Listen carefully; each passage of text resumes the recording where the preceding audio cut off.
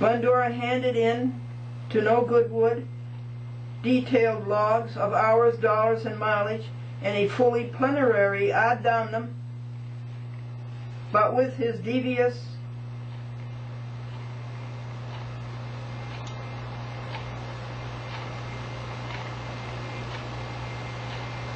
no regard, he fails to adjudicate. Wood had no statutory authority to deny Glendora's ad damnum.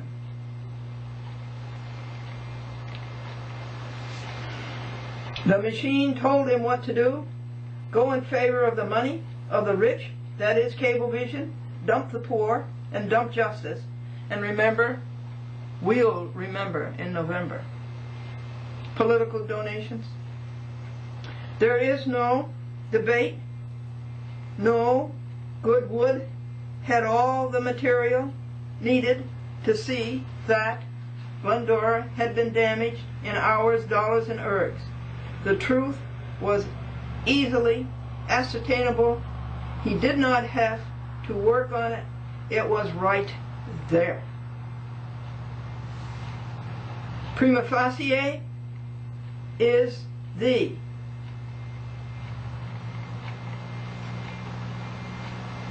chasing away of signers. Prima facie are the papers signed by new ones. Prima facie, Glendora had to leave home, drive, buy gasoline, consume hours to get these new ones. It's on the surface. It's on the face. That's what happened. That's money, dollars and earth. Why can't you see that, Wood? Because you're cheating. But Wood does not care about the truth. Courts do not care about the truth. Courts do not care about evidence. They do not care about justice. They do not care about proof. They don't care about that. All they care about is saving their necks. Lead defendant Savarino never showed at trial. She was too scared and too cowardly and too guilty. Wood had to take as true what Glendora said. Savarino was not there to refute it. How could Wood ever condone Walter Sarrock as a reasonable substitute for Savarino? Sarrock had no personal knowledge. He was not there when it happened. He is a latecomer. Everything he told Wood was hearsay. Now, how much stronger opposition to a court can you have than what you've heard in these 11 pages?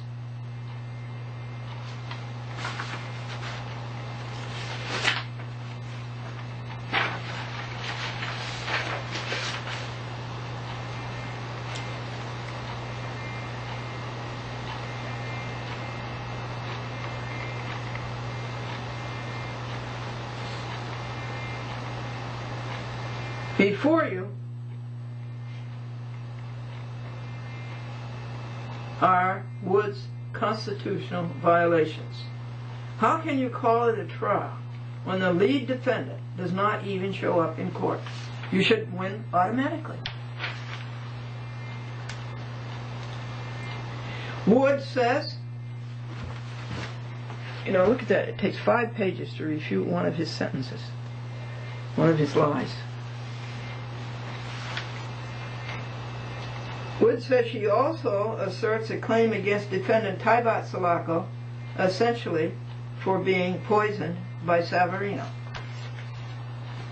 No, it was for being an accessory, before the fact and after the fact. Glendora says, and Wood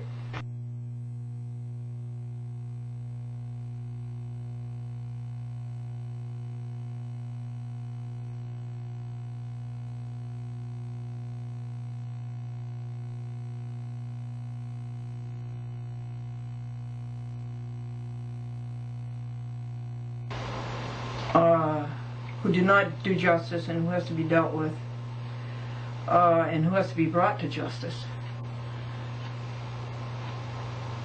I'm going to read up to attachment 4, and then I'm going to change the things around and change the venue here, see if we can't get some good lighting.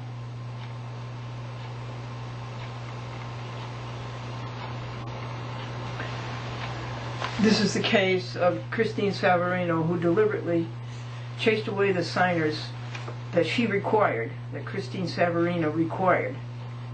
There is no statutory authority for that. But I complied. I got the signers. It cost me money to go out and get them initially, and then she chases them away to get an excuse not to cablecast a chat with Glendora, and you can see why they don't want to cablecast a chat with Glendora, because Cablevision hates public access because it costs them money and they want to get rid of it. And Glendora fights that and has fought it for 13 years.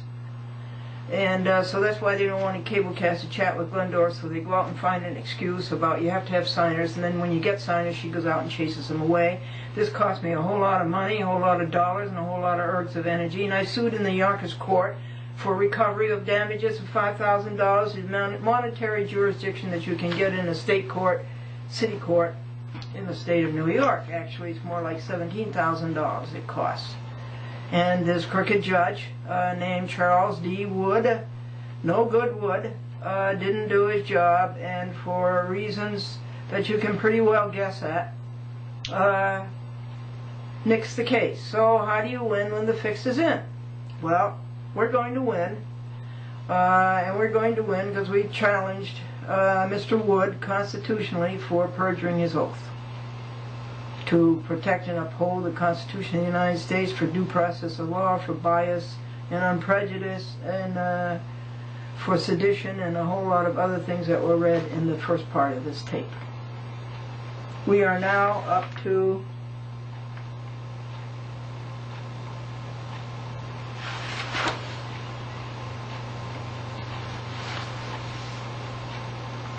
now Wood heard Tybot testify in open court. Quote, Cecilia said you, Glendora, was bad. Cecilia is Cecilia Masterilli, the puppet of Christine Savarino. And that's upside down. You know, Christine Savarino is a newcomer to Cablevision. Cecilia Masterilli has been in public access ever since it started, I believe, in 1974, 5, or 6, around there. That's like 30 years. Now, what more did Wood have to know from Tybot Salako that she testified in open court that Cecilia said to Tybot that Glendora is bad news? Doesn't that poison Tybot so Tybot doesn't sign again? Wood says defendant Officer Lewis is apparently an unidentified City of Peekskill police officer over whom personal jurisdiction was never obtained. There is also no personal jurisdiction over defendant Jill DeCrenza. That's wrong. Because City Court of Yonkers, dear Wood, your very own people served Officer Lewis and served DeCrenza, and I paid for it. So they were properly served. So that's a dirty cop-out that you're not going to get away with. And you've lied right in front of us, in broad daylight. And so where is Glendora's default judgment against these two? They did not show up. They were properly served. Who said they weren't properly served? Where is your proof? Where is your record? Well, they were properly served, and you're just getting another cop-out and a dirty lie. I am entitled to default judgment from Officer Lewis and Jill DeCrenza. They did not show. And Wood says a trial was held in this matter on October 25, 2006. A decision was forthcoming 2 weeks later, and I didn't get Wood's so-called decision until April 30th, 2 weeks ago.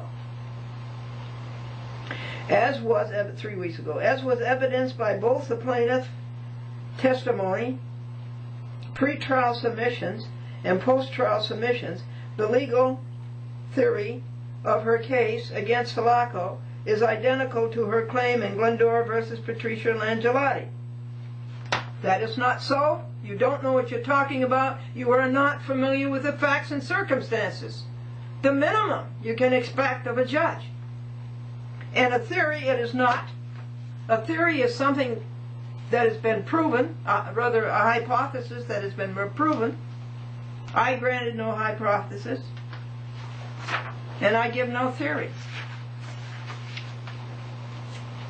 And Wood says that the Harrison Town Court affirmed by the appellate term, 9th and 10th Judicial Districts, 2005, case number 1941, Westchester County, on November the 27th, 06. To this, Glendora says to you, Wood.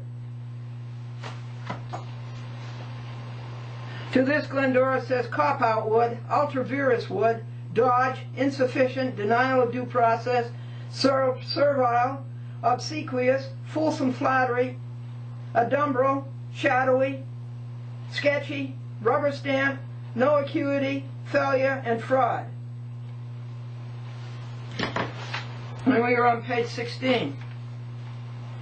Wood has committed such vast error and abuse of discretion in these last 5 lines, it will be like untangling spaghetti to set the record straight. The case against Langelotti is that Langelotti did sign and then breached. The case against Sulaco is that she would not sign and that she was an accessory before and after the fact with Master Riley. Don't you know the difference, Wood? Can't you read plain English? Who was poisoned by Savarino, quote, I have to do what my company tells me to do.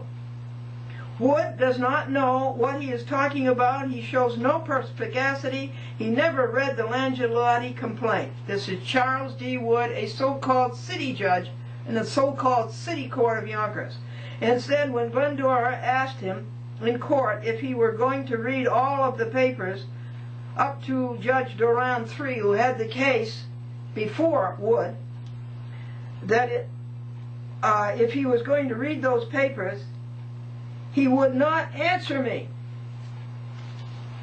So here is a judge who is not fully familiar with the facts and circumstances, as I say, the basic minimum that you can expect of a judge. He doesn't know the Sulaco complaint. Wood says the instant claim against Sulaco herein is likewise dismissed for the reasons stated by the appellate term. You can't get much worse. In fact, you can't get any worse. You are so deficient, Charles D. Wood. And the footnote is that this defendant was mistaken in court papers as Jim DeCrenza, Jim DeLorenzo. The Yonkers City Court just made one error after another. The clerks are no good. And you pay them how much of your tax money? And your vehicle and traffic recall that goes to pay for these courts. This defendant was mistaken in court papers as Jim DeLorenzo, likely due to a mistake in interpreting the plaintiff's handwriting on court forms. Well, the Constitution of the United States is handwritten. The Constitution of the State of New York is handwritten. The Declaration of Independence is handwritten. But what do you know? You never read any of them. How can Wood dismiss the Sulaco case when Sulaco told him in open court, October the 26th, 2006, that Cecilia Masterilli, Savarino's underling, told Sulaco that Glendora was bad? This is what stopped Sulaco from signing. This is not the same as Langelotti. This is what necessitated Glendora's subsequent trips to Peekskill to find DeCrenza, Yates as replacements, and what caused the complaint against Officer Lewis. Wood does not know what he is doing. He is not familiar with the facts and circumstances. A fundamental mandate. Glendora had a presumptive right to a judge who knows the facts and circumstances. This is public law, and it is civil practice laws and rules of the state of New York. You flunk on all of them. Charles D. Wood. His disjointed footnote, evidence of this disjointed thinking, is also wrong. Glendora reminds all of us the Constitution of this nation is also handwritten. The Constitution of this nation is handwritten. So is the Constitution of New York State. Wood's errors are exceeded only by the clerk's errors in the Yonkers City Court. I filed twice. The first time they lost the $20 and they lost the case. So I filed again. Did it over again and filed another $20. The clerks lost the papers. Months went by when no word, and when Glendora called, the clerks could not find the papers nor the $20 filing fee. So Glendora had to refile, and Glendora had to pay another $20, and Wood doesn't know enough to give me that back. And he's not honest enough to do it. We are up to page 20. In addition to getting the names wrong, the clerks titled the summons a breach of contract. The case has nothing to do with breach of contract. Nothing at all. The gravamen had nothing to do with breach of contract. As you readers know by now, the gravamen is the damages that Savarino caused Glendora by chasing away Glendora's signers and making Glendora go back to the municipalities to get new signers, Harrison, Peekskill, and Yonkers. And this cost hours, dollars, and ergs, which were all stated clearly in Glendora's addendum, which Wood never addressed and which Wood never granted. And he had no statutory authority to do that.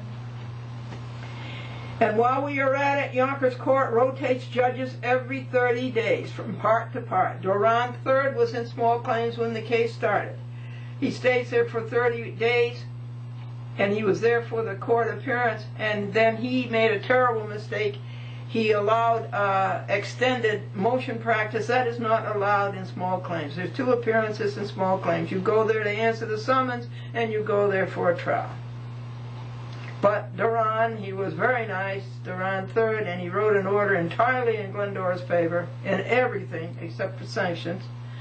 And he saw his error, and he called for a trial.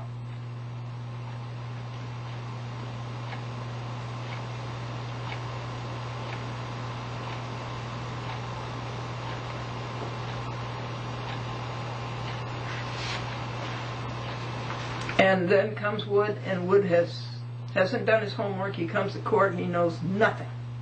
Absolutely nothing. So 3 hours we take, and that's going to cost me in the minutes under the cheater court stenographer racket, one of the worst rackets in the courts, court stenographers. He knows nothing. And it takes me 3 hours to explain the situation to him. What a failure you are. What a complete failure you are to America and to both constitutions. And while we are at it, Yonkers Court rotates judges every 30 days from part to part, and Duran III, who was in small claims for the first court appearance, was succeeded by Wood when we went back for the second appearance. All continuity was lost. Wood had not done his homework, did not know what was going on, and still does not know what is going on. Page 21. Yesterday afternoon, which is the 12th of May, Glendora was a long time unsnagging a 100-foot extension cord, twisted, looped, and tangled. Today, she is doing the same thing with the juvenile bumble Wood has made. Iota, would you like to know the hidden truth behind the appellate terms double-crossing Glendora in the Harrison case? Well, Glendora asked Angiolillo, Rudolph, and Tannenbaum, the 3 so-called justices on the appellate term, did you take an oath? This appearance was in Orange County in Goshen. I said to him, did you take an oath? And are you abiding by that oath?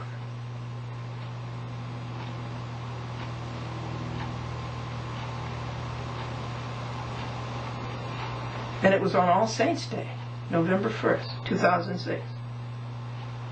And then I told them, they didn't answer it. Then I told them that I was guaranteed all rights under both constitutions for an impartial hearing and due process of law. Stony silence. Not one of the three answered. Then I told them that by the 14th Amendment, Part C, Part 3, a judge who purges his oath loses his job, and under Part 4, loses his pension. Not one of these three judges answered any of these questions. They stared at Glendora in stony silence. Glendora next listed 8 rugged points against John M. Voch, the so-called Justice in Harrison Judge in Town Court, Harrison, Westchester County, as incompetent as Charles D. Wood. In the middle of the 9th,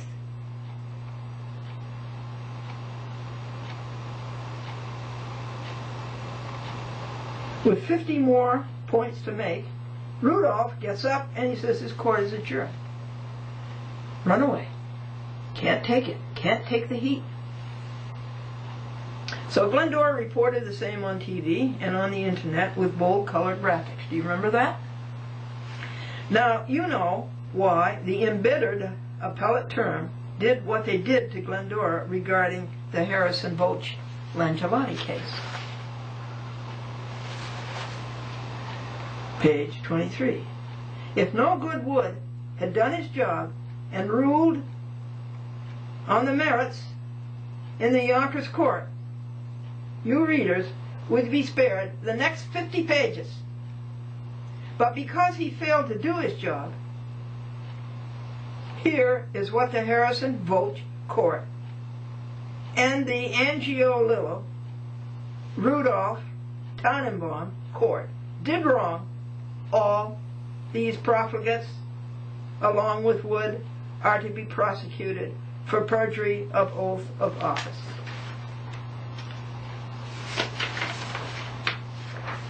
And here it goes. My whole excoriation of Angiolillo, Rudolph, and Tannenbaum, which is 50 pages long, which I read to you. So I have to put it in the record because Crooked Wood wants it out of the record and went so far as to take it out of the clerk's office and send it back to me. Well, that's stupid. A clerk's job is to keep the record. The record was in the clerk's office and the clerk sends it back to me. What's going to happen now when my friends go in there and try to see the record? It's not going to be there. That alone should put Wood in jail and all of his clerks for life. Okay, that is page 23. And I'm going to stop here. And when we come back, I have to try to get better lighting somehow. And when we come back, we're going to talk to you about attachment 4. Those are the first 3 attachments out of the 12 attachments plus the conclusion. So we're doing okay. And this creep is not going to slither away and get away with this.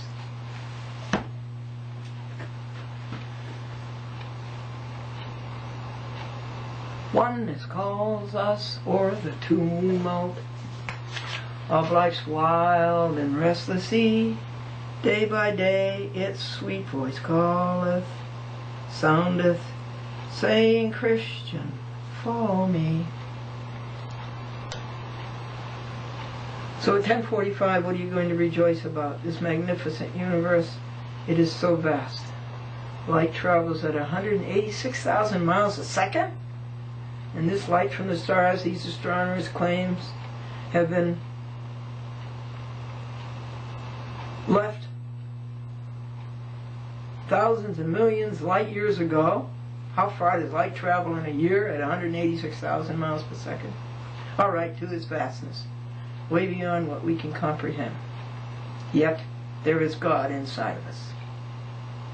And just think, you and even no good wood can be one with all that greatness. You can be one with that. All right, that's our rejoice for 10:45 a.m. on Memorial Day Saturday. And now it's 11 o'clock. I rejoice for you. And I say a prayer for you. And for Wood and for all the others, I say the prayer.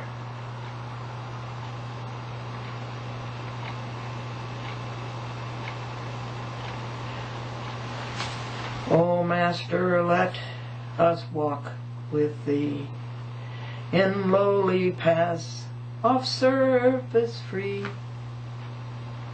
Tell us Thy secret, help us to bear.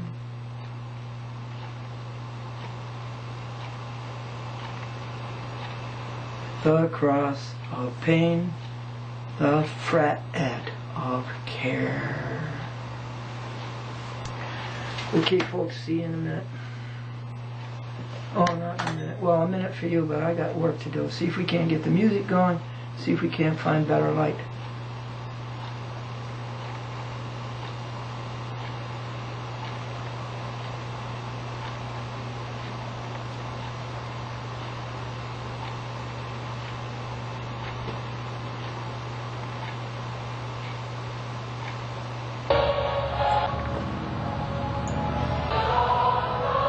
Okay, folks, let's try this lighting.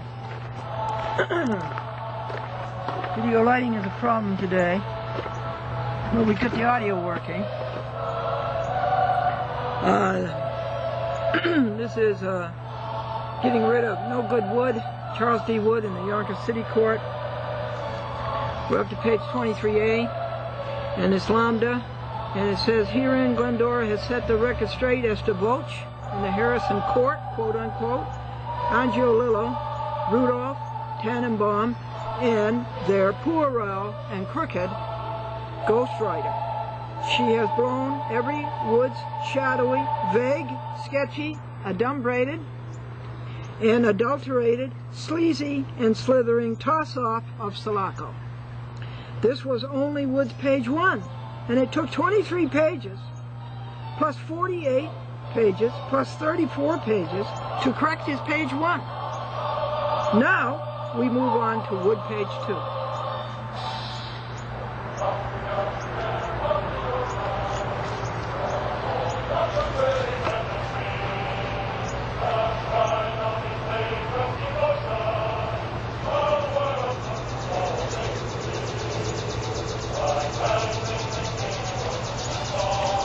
All these songs about America, an America that used to be. So here's what Wood says. As for the plaintiff's claim against Savarino, the court finds that all branches, this is not a tree, of the instant claim that seek recovery based upon the requirement of local sponsorship was rejected as having been decided and rejected by the federal courts. See Goldberg versus Cablevision. This guy's a copycat. Now Glendora says this is absurd. Glendora talked to Goldberg last night. The cases are not related in any way. If Wood, in the abyss of his October the 25th, 2006 trial, and that abyss being from that date of the trial to the date of this so-called decision, order, and judgment, that abyss to April the 30th, 2007,